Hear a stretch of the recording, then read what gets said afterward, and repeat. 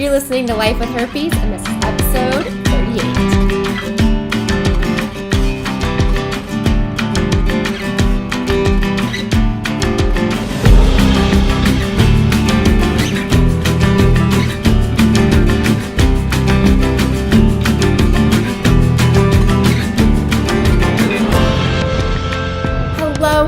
Hello, and welcome to today's episode of Life with Herpes. I am your host, Alexandra Harbushka, and as always, I am so excited to be here with you.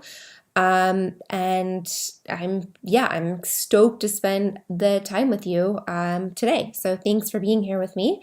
I'm excited to be with you. This is one of my favorite episodes, as you know, if you're a listener. You listen to every episode. You know I say this every time. I love the hashtag Ask Alexandra sections because it allows me to hear from you and talk to you and kind of learn what's going on. So thank you for doing that. I love you reaching out. I love being able to answer it, and they're great questions. Like today's question is a really great question because this is all stuff that we need to know, especially when we're telling our partners or confirming that we have herpes. Before I get into that, I want to make sure that you are aware of our community. It is free. Free is always good. It is a community so that you are not alone. I have ebooks. I have a private group for you to join. It's a Slack group. It's private. You will get the invitation when you sign up. I have promo codes for you to get things at discounts, like my coaching, all sorts of fun stuff. So head on over and join lifewithherpes.com and join. Okay, so today's question comes from Katie from Seattle. So Katie from Seattle, what's up? How are you, Katie? Her question is, it's great. It is, what are the types of herpes tests out there? So Katie, I'm really glad you asked this because there's a lot of different types, and yes, there are chances for false positives or false negatives or whatever that means. So basically what happens is there's two ways to find out if you have herpes. One way is you have sores. You go into your doctor or provider and they take a swab of your sore, so your open wound. They take a swab and they send it to the lab.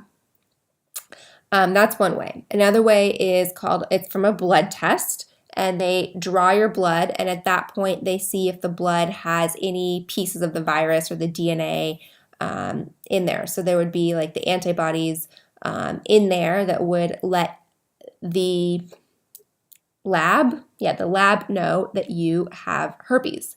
So those are the two most common ways that we find out what to do. So for example, in my case, in my personal situation, when I was diagnosed with herpes, I went in to it was just my annual visit to do a pap smear. And they went in and I go, I'm in pain. I don't know what this is. I think it's a yeast infection. And she goes, oh, it looks like a really bad yeast infection, but I'm going to test you for herpes just to make sure. So what they did was she took a swab and sent it off to the doctor. She goes, I also want to draw your blood because I want to make sure that I just cross everything off and let's just make sure it's not herpes. So they also drew my blood. So I was double diagnosed, confirmed, no questions asked. There was no question that I had genital herpes or HSV2. What can happen sometimes, and I'm so glad you asked, what can happen sometimes is if the sores have started to heal, so they're on their way, they're in the healing process, and you do a swab, you may not test positive. The virus may be gone.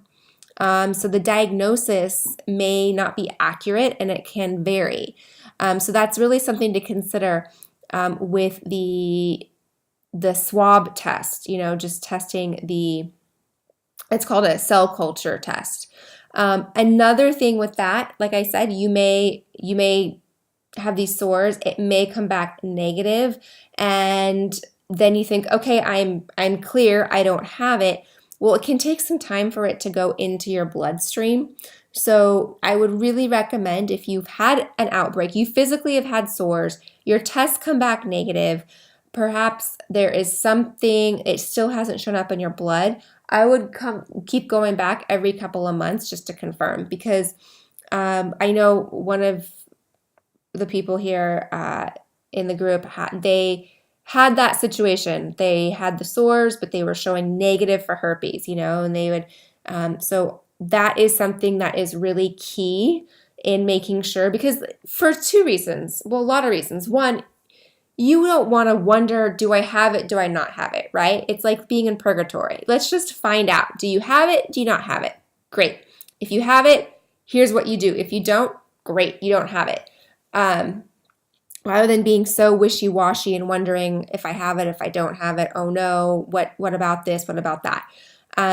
So yes, the culture test is when you have an outbreak, it is rampant, and they can do a swab. The blood test is to test if you have any residual in your bloodstream. Now, there's a third test. Oh, and let me go back to the blood test. The blood test they use, it's called a PCR blood test. That would be if you go to your doctor and you're, at your doctor's office or Planned Parenthood. It's called a PCR test, and it's, forgive me, I'm going to totally butcher this. It's a polymerase chain reaction. What that means, I have no clue. But that's what it is, and that's the blood test that they use to test for herpes.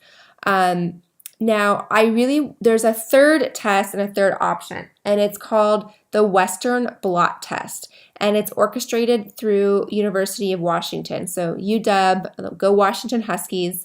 So funny that you're from Seattle. So that's so funny that you're from Seattle, and the test is the Western Blot test from University of Washington. And that test is that is the mecca, or the golden test. This Blot test is the most accurate to confirm if you have herpes. So the reason why you'd want to use the Blot test is if you get, false positive, one test comes negative, one test comes positive, you're testing positive for herpes, yet you've never had an outbreak, and you're like, I have never had an outbreak, I don't know what's going on, and you want to confirm it, you'd want to hit this Western Blot test. So I pulled up the information here. So this is from the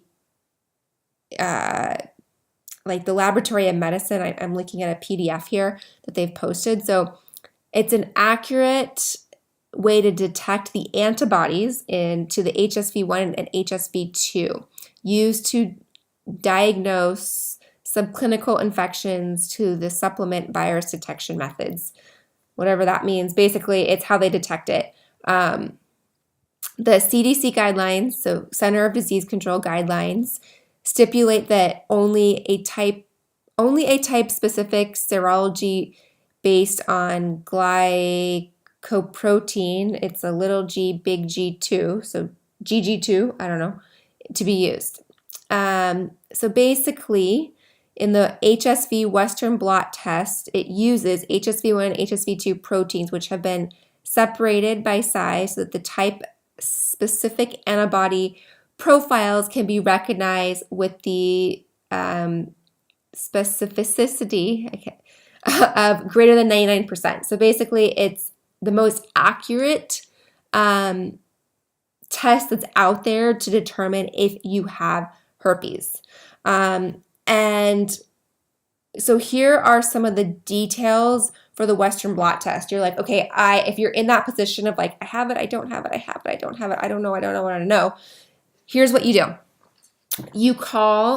I just called the University of Washington. The phone number is, and I will add this to the show notes, the phone number is 206-685-8037. You hit option 2. And if you talk to Ava, I spoke to Ava today, And Ava was very helpful. So if you talk to Ava, say like, hey, I am a listener to the podcast. I already told Ava all about the podcast, so you guys will have something to talk about. But basically, this is what I found out. The cost of the Western blot test is $226.85. It is free for them to send you the test. So if you're like, you know what, let me get the test, have it sent to me, it's free. It doesn't cost you. It's basically you pay for the test when you send it in. So that is when you pay. The turn time for the test is 1 to 3 weeks. She said that the turn time, if it takes 3 weeks, it doesn't mean anything. If it takes 1 week, it doesn't mean anything. It just means on their supply and demand and how long their turn times are to get through all of the tests that are being shipped in. What you do is you have your blood drawn. So you would have to go to a lab and have your blood drawn. I do not know how difficult that is, but you have to obviously have, and there will probably be a fee associated because who just draws blood, right? You have to have someone draw your blood, right? And then package it for you and send it in. So this test is more expensive than, say, going to your local healthcare provider or Planned Parenthood. I am not sure what the costs are for a herpes test through your insurance or what it is out of pocket. I'm really not sure. I do not believe this Western blot test takes insurance, but I don't know. You never know. You can try and submit it to your insurance company. But yeah, this is just kind of the information on this Western blot test to the University of Washington. I will supply links and contact information for them if you want to know. But this one, I have talked to you guys, a couple of you that have used it. You've brought it to my attention, and you're like, "This was great. I found out the results finally. Now I know." I have heard that it's been difficult to get someone to draw your blood, but I've heard really great things. And what also was really great about the facility that I called at UW, the I can't even say it anymore, the department, they answer their phones. So you can ask them questions, they answer their phone. It's not some hotline that you get stuck on and it's like, press 1 for this, press 2. No, someone answers the phone and they're there to help you. So you can feel free to call them. And like I said, I will have the the phone number and everything are in the show notes, links to the report I found, things like that. So anyways, thank you so much for asking this question. I am so glad that you did. And it was great. It's really great so that we know the best way to either let our partner know to find out if they have herpes, or for us, if we're like wishy-washy and wondering if we still have it or if we ever had it. This is the test to take. Let's see, what else? If you've just found out you have herpes, so with this test, if you just found out, I have the Life with Herpes Crisis Toolkit.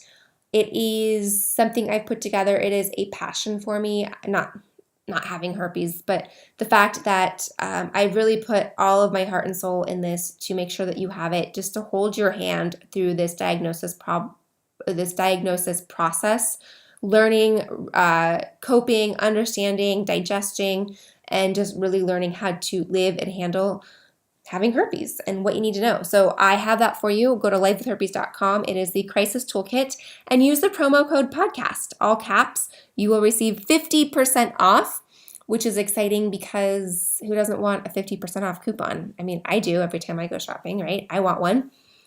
So anyways, it is here for you. And as always, thank you for being here. If you have not subscribed, rated, or reviewed, please, I would appreciate it. It would mean a lot to me because it's a way to organically promote the show, and it's a way to pay it forward to somebody who has not found this show yet, because iTunes will use their algorithm, which is put together by subscribers, reviews, ratings, downloads, all that fun stuff, and it basically will organically promote it to the top. So that is our goal, right? To get everybody that has herpes listening to this podcast so that they can learn to live with it. That sounds kind of funny. Anyways, have an awesome rest of your day. Thank you so much for being here, and I will see you soon.